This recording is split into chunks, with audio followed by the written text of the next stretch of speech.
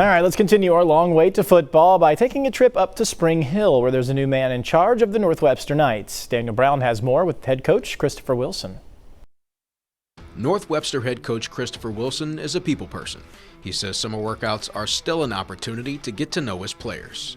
At this point, it's imperative because, it took me about 3 weeks to learn everybody's name, and so, I'm real big on personal relationships with the kids. And so getting to a place and being with them every day and learning their names and, kind of learning their personalities and dispositions is imperative, because we want to make sure that the program that the kids are in is one where they feel valued and, and to have value. And I don't think you can have value and feel value if somebody doesn't even know your name. As a program, the Knights were in a good place when Wilson took over in March. He credits former head coach John Ware for the building blocks he plans to shape into his vision.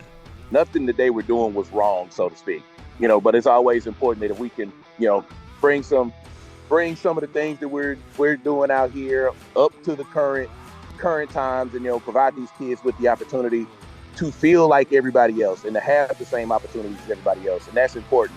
We want these kids to feel like they're in a cutting edge program, and that's what we're working towards. Now in his second stint as a head coach, Wilson believes what he picked up at North DeSoto as an assistant shows he's on the right path.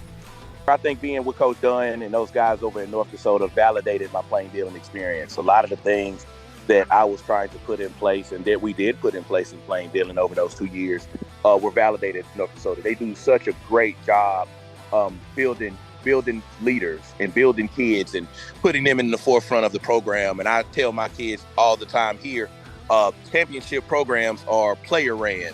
They're not coach ran. So I can establish what we want and how we want to do things. But once they start applying those lessons and leading this team and guiding this team, that's when we're going to turn the corner.